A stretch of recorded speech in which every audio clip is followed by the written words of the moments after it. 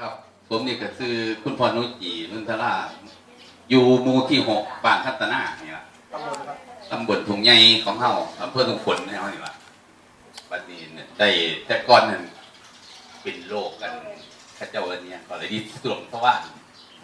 เลือดไหลจนได้ใส่แพมเพิร์ดคนละฝานผู้หญิงออกมาก็เป็นทนายอยู่หรอก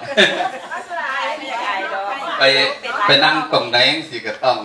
โอ้ยเต็มไปหมดที่ตะเลือดไหลยุ่งสั่นวันพอดีได้ยินนั่นแม่ตักเนี่ยว่าสุฟังว่านั่นมียาตัวหนึ่งสมควรเติมที่ว่าสั่นอยากทดสอบเบิ่งว่าสั่นว่าเจนเพิ่นว่าผมเพิ่นว่าห่วยเพิ่นบ่หายบ่หอดเงินเพิ่นเอาว่าสั่นก็เรียกว่าแพงมันได้ก็แพงแน่อยู่แล้วสั่นวันนี้ผมก็เลยตัดสินใจว่ากินเบิ่งกันหน้าว่าสั่นแต่อย่างอื่นแพงมันก็คือกินมาแล้วว่าสั่นก็เลยวางสิวันนี้คนสุดท้ายก็เลยตัดสินใจว่าน้ำเพิ่น2กล่องนี่ล่ะที่ตั้งโซ่อยู่เนี่ยครับสองกล่องนี่ครับนี่2อย่างนี่ล่ะเอาไปทั้ง2กล่องเลยวันนี้ผมไปกินตัวนี้ไปมื้อที่แรกกัน4 เม็ดวันนี้หลังจากนั้นก็กินอันนี้เม็ดนึงอันนี้เม็ดนึงยังมื้อเช้ายังมื้อแรกกินนี่เม็ดนึงกินนี่กินคู่กันอยู่นี่เหมือนไปแล้วประมาณจัก2แผงกว่าๆนี่ล่ะยังบ่ได้ถึง3วันนี้เลือดมันสิหยุดไหลตั้งแต่แผงที่แรกตลอดประมาณ3 มื้อ2 หรือ 3 มื้อนี่ล่ะเลือดมันหยุดไหลบัดวันพอดีมีจิตแผงที่2นี่ตัวนั้นตัวที่มันเป็นตุ่มอ้อมทวารเท่านั้นล่ะมันเลยแวบล่องอ่อนล่องมันล่องมันเลยนั่งได้บ่ได้ใส่เปิดเดี๋ยวนี้ที่ว่าใส่ได้แบบว่าแผงที่บ่ได้นอดแผงที่3แต่ว่าคันมันเป็นจังซี่ผมว่ามันสิบ่ถือผมอยู่ว่าเนี่ยตัวสิเหมือนนั้นมันก็สิบ่ไปได้มาได้หรอกว่าเดี๋ยวนี้มันยุบลงซ้ำไหนเดี๋ยวนี้มันยุบกัน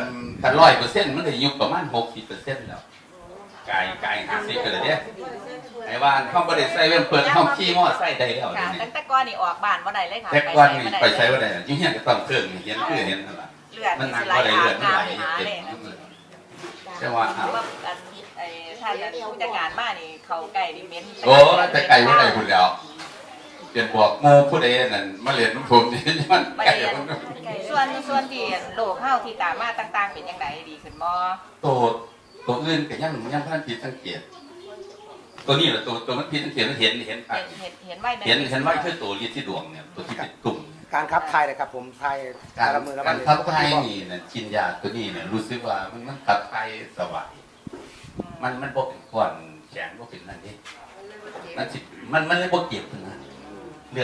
อดก็เลยสิบ่ไหลนึงนี่แต่ก่อนน่ะเวลาเอาเข้าห้องน้ำนี่มันสิออกมาได้แม่นว่ามันสิดันออกมาข้างนอกโอ้นางนี่เห็นเป็นชั่วโมงผู้ใดมาถ่านี่บ่ต้องมาถ่าเลยถ่ายยังไปสั่งข่าวเงินให้ก็บ่ออกไปเอาอยู่ในห้องน้ำแล้วมื้อนี้สิบ่บอกพี่บอกน้องที่เป็นอาการเดียวกันนี่สิบ่การันตีให้พี่น้องกินได้บ่อยากให้พี่น้องเพิ่นใส่ได้บ่แนะนำให้พี่น้องเฮาว่าอันนี้ผมคือเจ้าของนี่อยากให้เพิ่นผมก็ว่าถ้าคนเป็นโรคอันนี้นี่ถ้ามันเป็นคือผมว่ามันถืออยู่เด้แต่ถ้าผู้อื่นบ่ถือนี่ก็สิล้างเนี่ยมาล้างยาวเองซั่น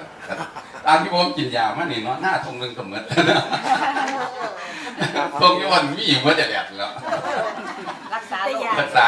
ตกจากมึงได้ต้องได้จะมาไม่เห็นอันนี้ไม่เห็นเพิ่มแตกต่างแต่ผมกับว่าท่านได้ยืนยันว่า100%เนาะเขาก็ทำนี่เพราะว่าเขากินแค่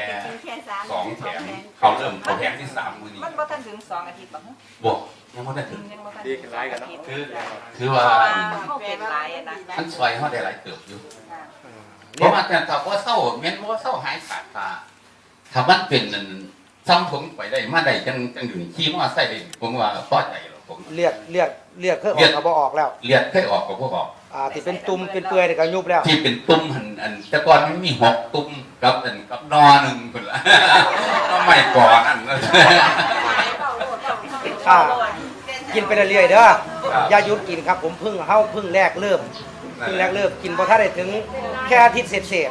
ฉะนั้นเขากินไปเรื่อยๆครับผมเจ้าว่าผมว่ากันถ้ามันมุดลงไปเจนมิดเจนว่าเห็นมือไหน